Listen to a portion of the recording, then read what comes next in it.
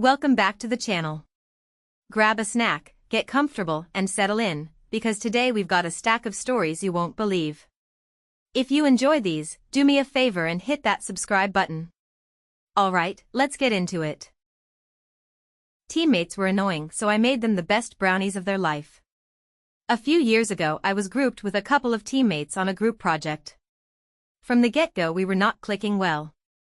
They were a type of people I can only describe as vegetarian idealists. Now I don't mind that type of person generally, but it got to the point where the entire project took on a decidedly preachy tone and there was hardly any room for a different approach.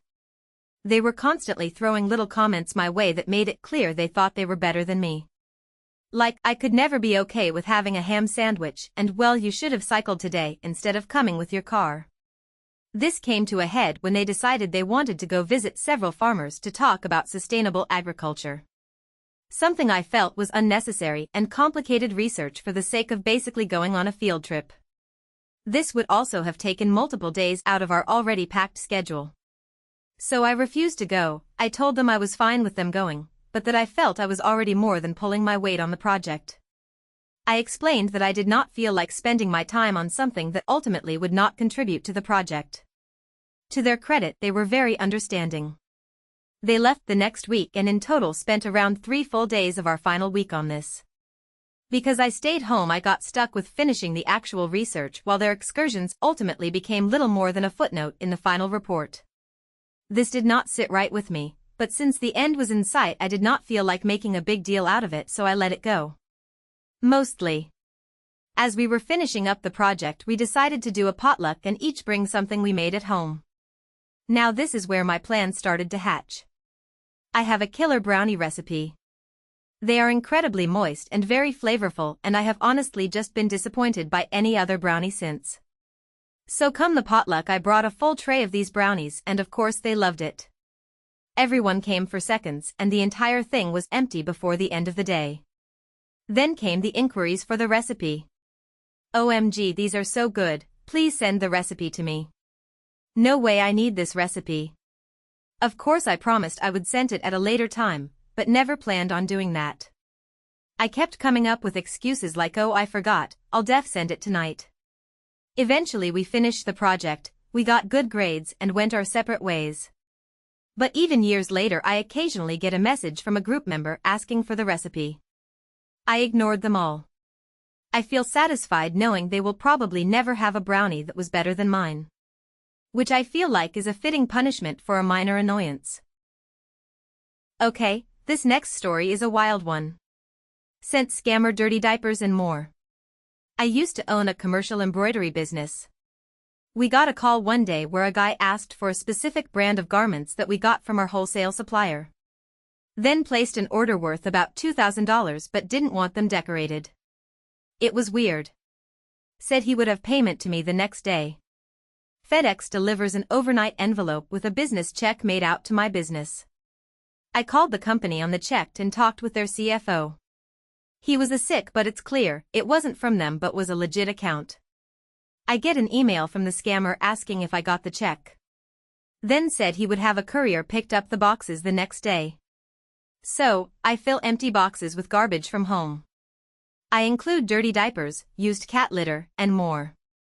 For boxes between home, my neighbor's garbage from the street, and I topped them off with garbage from the shop. I get everything taped up and wait. A FedEx truck shows up to pick the boxes up. I asked to see the pickup details and they have a tracking number. They took the boxes.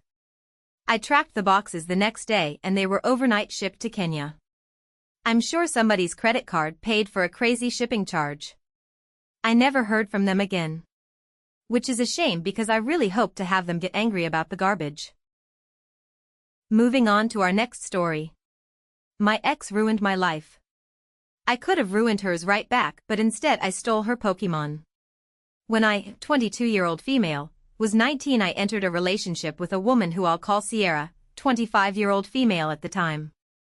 After dating for a few months, she asked me if I wanted to move in with her, which I did. Everything seemed so nice for the first 6 months we were together until something took a drastic turn and she started acting like a completely different person.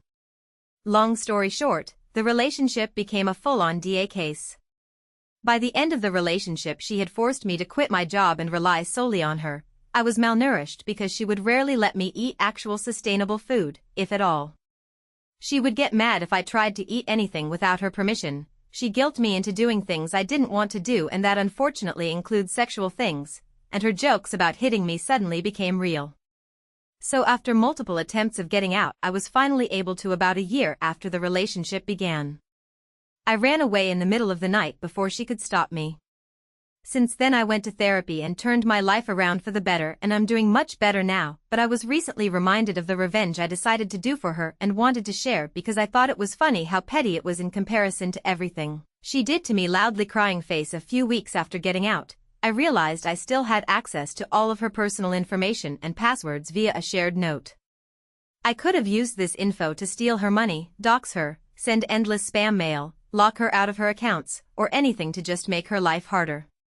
Instead, I thought the best course of action was to log into her Pokemon Go account she was addicted to and steal her shiny Alolan Ninetales she worked her ass off to get and told me she'd never give me, even though she knew that Alolan Ninetales is my favorite Pokemon.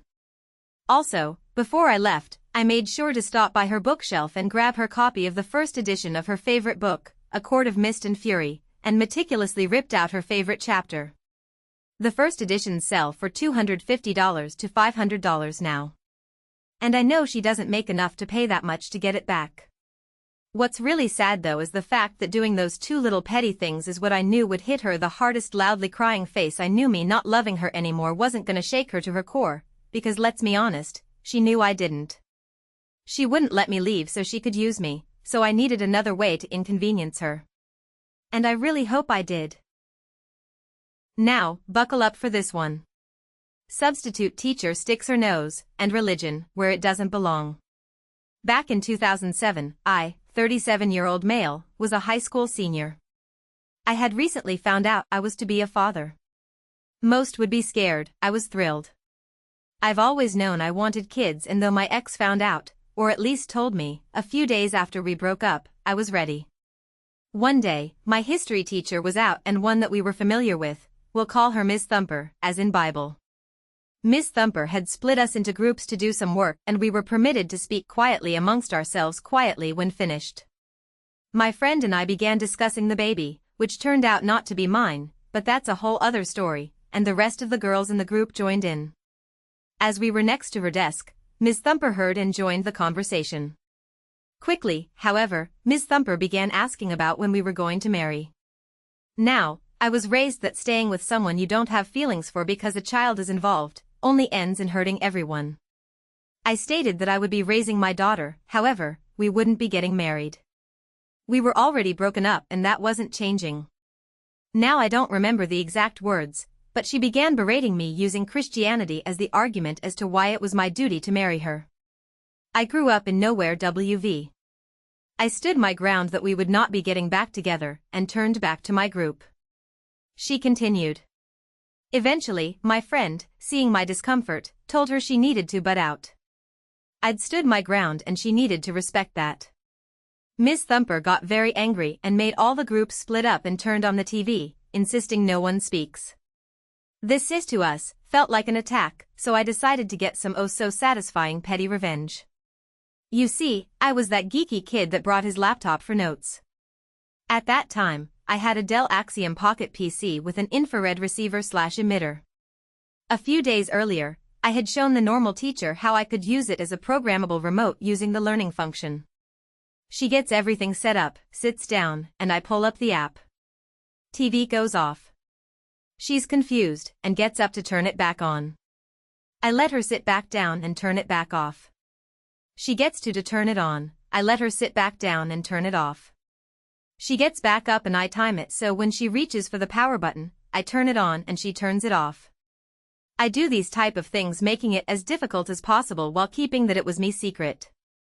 This went on until she decided the TV was damaged, and having nothing else planned, she allowed us to sit and work on whatever we wanted for the rest of class. Next day, I explained to the normal teacher what had happened, and why, as I didn't want her to think her TV was damaged. She ended up giving me 3 days lunch detention, which I actually enjoyed. Here's another one for you. The colleague who wishes she was boss. This woman annoys the piss out of me on an average day, but thankfully I don't have to deal with her much. She is not my supervisor, but she completes a lot of the ridiculously little admin tasks that our office requires to take stress off our boss, for example making sure our training is up to date, submitting time cards, etc. She has her own team as well that she does supervise, but she is not my boss as my boss is her boss. We have two ways we can submit any additional time worked, flex time or track time. We all had to work on a Sunday afternoon. Our boss told us we could use either flex or track time to make up for it. I chose flex. Which really is just I worked this hours on Sunday, I leave those many hours early on Friday. Tracked means I claim it on my time card for Sunday and claim it on Friday. We're talking 4 hours. Colleague decides that our boss is wrong and that I must follow the instructions she gave to her team to only use tracked time. No, I don't, is what I told her. She pushes back. I say whatever, rolled my eyes but planned to just shut her up as it is usually not worth trying to reason with her brick wall head, but I got busy and didn't go back and to change it immediately. Truly, she is so annoying that I usually just give in so I don't have to talk to her ever. Until my boss calls me into a meeting that afternoon to understand why I am causing her stress. I tell him and ask him to address his role in this, nicely, of course. We're good. I then send her a message telling her if she has a problem, she can save us all time and just come to me. She replies, I did and you didn't do it. I have to get these things signed. It stresses me out. Oh. Say more. Per policy, our time cards do not have to be submitted until close of business on Wednesday. Meaning I have to submit. She doesn't have to sign them until Thursday close of business. But I also learned that she uses the metric of having all the time cards signed by Wednesday to show that she goes above and beyond for the time cards and always beats the suspense. Welp, not anymore. I leave at 5. She leaves at 4:30. I submit my time card at 4:55. And it is stressing her out. She has tried to get me in trouble with my boss by telling him I'm late. I just send back the policy on when time cards are due. Rinse and repeat. She had a friend reach out this morning to see if I have completed my time card yet. My reply, no, super busy, but I'll get it done before close of business today. Eating my lunch, watching her spin out about being late with the time cards again. Petty, but feels good. Alright, on to the next one. You get what you deserve. I have a next-door neighbor, I'm in a semi-detached house in the UK, who moved in summer 2002. This is a mother and daughter. The daughter is significantly older than me and her mother is in her 90s now. They were moved to this area after receiving death threats where they were before. The estate they lived on prior to this tiny quiet close was a council estate. The daughter doesn't work as she is the primary carer for her mother, but that doesn't stop her obsessing over and fixating on things. The death threats they received were from all the neighbors after this stupid woman accused everyone of benefit fraud. They all knew it was her because they acted better than everyone else. At first when I heard the story I thought, oh how awful. How did they know it was her until she did the same right here? That's another story. This woman began fixating on us. I've always fed garden birds and hedgehogs to keep the numbers up around this area. The garden and paths are always kept tidy and most importantly there are no rats that aren't being eaten by the local fox population. I live in a semi-urban area of a city right on the edge of the countryside. So we do get foxes coming through and they have always dealt well with any rats. Fast forward a few years ago I started noticing all these red pellets scattered wildly all around the outside of their house. It took all of 1.5 seconds to know this was rat poison. From what I understand of the law around poison use, you have to contain it to species-specific traps. But also in this area due to the protected field mice the council don't want people use it at all. I asked them kindly not to scatter it everywhere like that because any animal will eat it. It's an anticoagulant-based poison so the death will be slow and painful for them.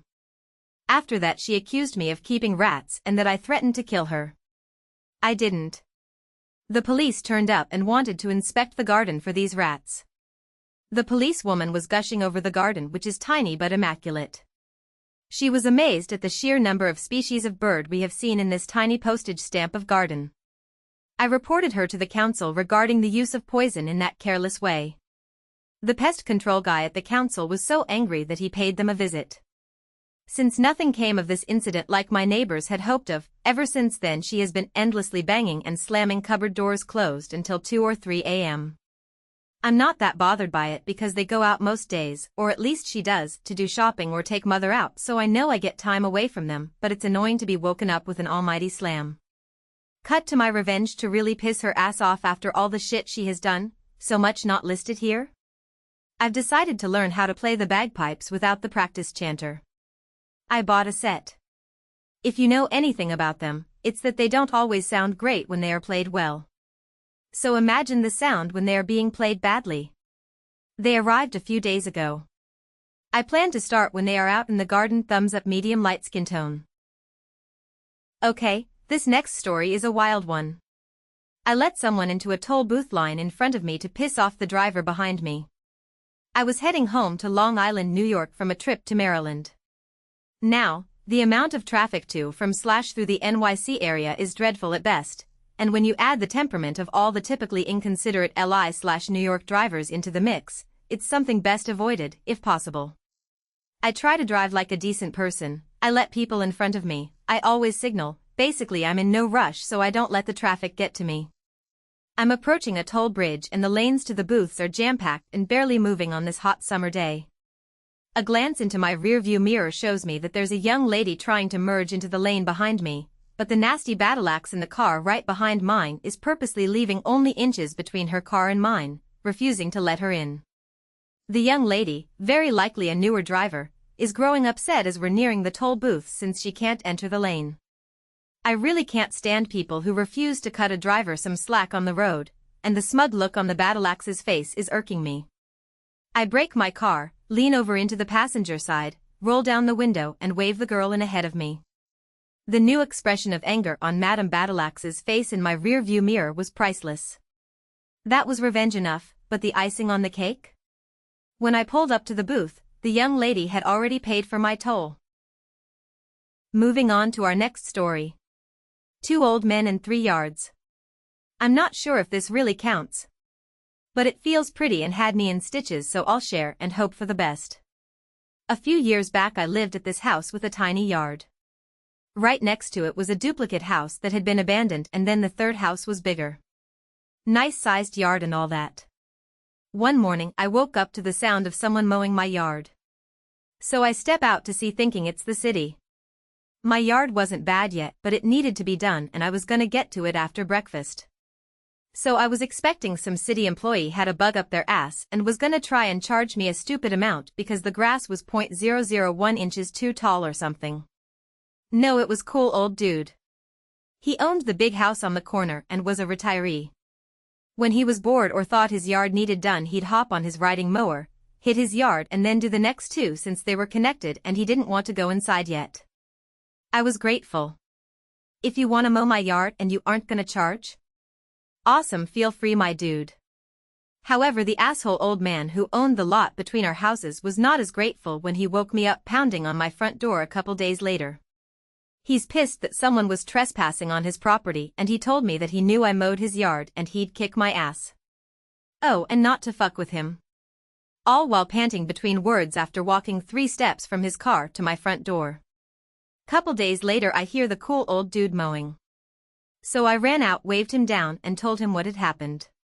He just laughed, said fuck that guy, so he mowed his yard. Skipped middle yard and did mine.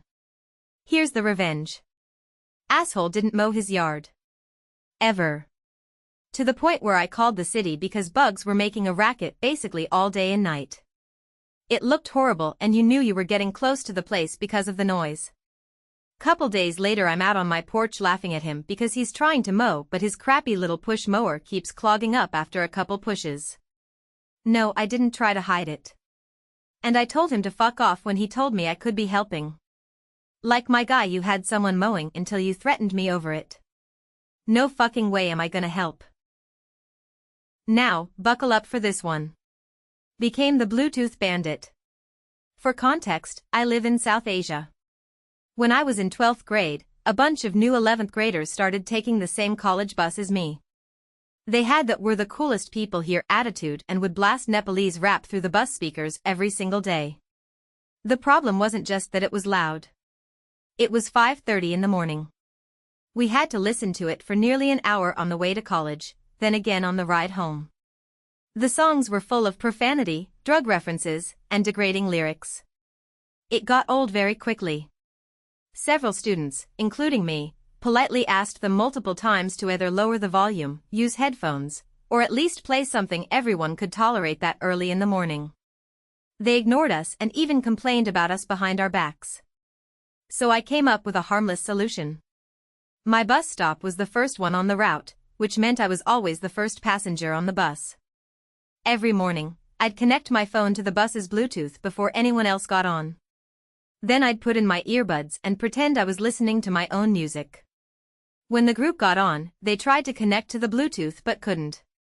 They would disconnect my phone, and I would connect again before they could. After a while, they started asking everyone on the bus if anyone was connected to the speakers. The rest of us just shrugged and said no. This went on for months. Sometimes I let them use it in the morning just so it wouldn't become too obvious, but most of the time the bus stayed blissfully quiet. The rest of us finally got to enjoy a peaceful ride instead of being forced to listen to their playlist at dawn. Petty? Absolutely. Worth it? Also absolutely. Edit. Talking to the school or the bus driver was not helpful. Here's another one for you. Man poured leaves all over my car, so I dumped his bags of leaves all over his yard. Okay, so this story isn't exactly juicy, but I had fun with it anyway. Years ago I did residential work, taking care of adults with disabilities. We were not allowed to park in the driveway for various reasons, so I would have to park across the street on either side. On one side of the street there was a middle-aged man living alone with his dog. I'd see him out all the time throwing a frisbee or a ball with his dog. I'd occasionally wave or say hello and he'd ignore me or give me a dirty look. I later learned from one of my coworkers that he doesn't like us parking on his street. He apparently came to the house one day to complain about it. I still parked over there because it's public parking. It wasn't blocking anything of his, like his driveway or mailbox. It was just the side of his house. One night I was about to get off of work. It was close to 11:30 p.m., and my coworker was coming in from a smoke break told me that she saw him dumping leaves all over my car. It was really dumb. I remembered seeing him raking his yard earlier that day. For whatever reason, the man left his bags of leaves out. He probably forgot about them. Right before I left I ripped open the bags and dumped them back in his yard. The next day when I came to work he was raking the same leaves from the day before, pissed off. Alright, on to the next one. Neighbors always block the sidewalk with their cars. Guess I'll lower their mailbox flag. I've lived in my suburban neighborhood for nearly a decade. During COVID, my wife and I became frequent walkers because that was the only way to touch grass at the time, and we've kept it up ever since. While we change our route daily, this nearby street is the only one that has a sidewalk connecting two through streets in our neighborhood, so we frequent it to stay out of the road as much as possible. Without fail, every evening when the entire family is home, they intentionally stagger their 4 vehicles to ensure that anyone in a wheelchair or pushing a stroller must go down into the street to get around them. Code enforcement doesn't really care, so I started heavy stepping and dragging my feet through the edges of their grass as I went around, slowly creating a dirt path on the edges of the drive. Cue my new tactic. For the past week, they've had their mailbox flag raised, so, in like fashion, I kindly lower it for them as I pass by. My headcanon wants to believe these geriatrics are mailing a check for their utilities and I am silently assisting them with accruing late fees. At least they aren't a VRBO. Okay, this next story is a wild one. Boss chastised me for a late lunch during a mission-critical outage, so I clocked out when the whole network went down. TLDR, boss tells me to take my lunch only at XY hours when I was dealing with a mission-critical outage until the job was done. Later, I clock out during a very obvious all-hands-on-deck situation because boss complained the last time I answered the call. The short version, small business, this is my first IT job, but I have decades of blue-collar experience. I was the first IT person the company ever hired, my associates in IT specializing in networking only a few gen ed classes away. My boss kept the platters spinning, but he has no formal training or amateur desire, he wants to offload the tediousness. 3 days prior, I was trying to get a mission-critical computer up and running again, the only computer with the shipping software, and hundreds of packages waiting to ship. I advised an immediate re-image, delete everything and reset to a known good save. I had it on deck for just such an occasion. But I was overridden by the owner, who wanted me to keep Windows in situ and delete/reinstall programs piecemeal and deal with phone support for those programs, because he paid extra for tech support. His call, I followed orders. I was on the phone for hours, and did not leave my post until the job was done. That meant I took my lunch half an hour later. No big deal for me, but when I clocked back in and got back to my desk, my boss was standing there, fuming, because I took a lunch outside of normal hours. He insisted I must take my 30-minute lunch from 12 to 1 as per company policy. So, today, the whole network goes out at 12:25 and I had not yet taken my lunch. Nothing can ping anything. My own personal hunches tell me this is because it's a factory building. There are a lot of high-voltage woodworking machines for factory production level of output, and all of the Ethernet cables are unshielded. Just my hunch. But I really can't do a damn thing, because my company rents out office space as a subletter, so we are not allowed access to the switches and routers. I have no admin access to the infrastructure. So I set up Wireshark to record and a continuous command line ping, and go to lunch. Boss is standing at my desk when I get back today, and gives me a passive-aggressive "the network is up, by the way," but refuses to call me out further. I had the "I told you so" on deck, though. Moving on to our next story. Toxic ex-boss begs me to leave a company review. I give him exactly what he asked for. For context, I, 29-year-old male, recently quit my job as a specialist at a small planning and design firm somewhere in Germany. The place was a mess. The pay was a joke, the leadership was completely unpredictable, and they expected me to do the job of a fully qualified project manager, like planning the entire renovation of a large municipal facility, without the pay or the support. The turnover was crazy. 3 of my colleagues quit around the same time, and during my 4 years there, my boss went through 5 different assistants. I eventually packed my bags and moved to a different city for a fresh start. A week after my last day, my former boss texted me. He casually asked me to please leave a review for the firm on a popular local job review site, basically our equivalent of Glassdoor. He genuinely thought we parted on great terms and assumed I'd drop a 5-star rating to boost their crappy score. I just rolled my eyes and ghosted him. Fast forward to a few days ago. I checked the company's page and saw 3 brand new 4.5-star reviews posted in the same week. They were so obviously faked by management. They all used the exact same HR buzzwords: great work-life balance, amazing health benefits, which was literally just 15 minutes of stretching on Wednesdays, LOL, and magically praised all the exact things people usually complained about. At this point, I remembered his text. He wanted a review? Fine. Let's comply. I sat down and wrote a brutally honest, mathematically precise review. I kept it completely professional and entirely subjective. In my experience, I felt that, so they couldn't legally sue me to take it down. I gave them 1 and 2 stars in almost every category, explicitly mentioning the lack of support, the horrible communication, and the heavy workload. But I didn't stop there. While I was at it, I contacted the platform's support team and reported the 3 new 4.5-star reviews for manipulation, pointing out the identical wording and the fact that they were posted at the exact same time. Less than 4 hours later, 2 of the 3 fake reviews were nuked by the platform. The automatic spam filter probably caught them because my boss was dumb enough to write them from the same office PC/IP address. With his fake reviews gone and my honest 1-star review dragging the average down even further, panic mode set in. How do I know? Because my ex-boss texted me again. This time the message was full of typos, desperately asking if I could please leave a good review to help them out. He has absolutely no idea that I am the one who tanked his rating and reported his fakes. I left him on read again. The cherry on top, a buddy of mine who still works there texted me yesterday. He said my review perfectly hit the nail on the head. He also mentioned that since the review dropped, management has suddenly been acting super nice and accommodating to everyone out of pure fear that more people will quit. In short, toxic boss asks me to review his company after I quit. He fakes his own positive reviews to boost the score.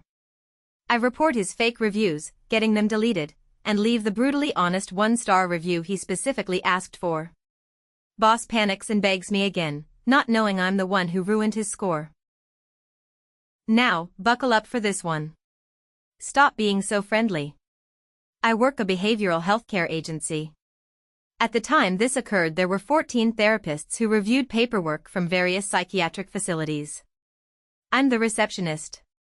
I used to greet everyone that came, and we'd have a wee chat, then get on with our work. Many had told me they enjoyed my cheerful attitude and hoped I never lost that happy spirit. At that time, director of my office singled me out on how she treated me. One month she was super cool and we got along great. The next month she'd be on me about every little thing I did. I didn't know what to do. One day she called me to her office and said I was being too social, talking too much with coworkers, not getting my work done, not true, etc. I needed to limit my conversations to just greeting people and leave it at that. I looked at her, saying I would do exactly as she said.